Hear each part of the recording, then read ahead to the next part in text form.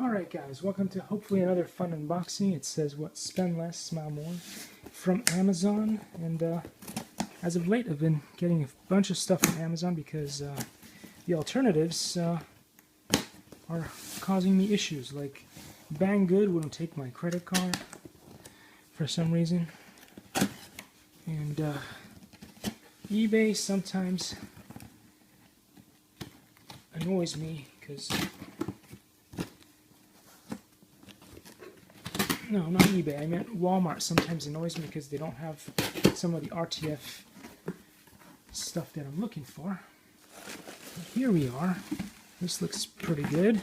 Very well packaged. So I'll see you in the next bit where I'll continue on my little story. But so far it looks good. And yeah, nothing wrong with eBay. Sometimes Walmart won't have all the stuff that I'm looking for. Likey.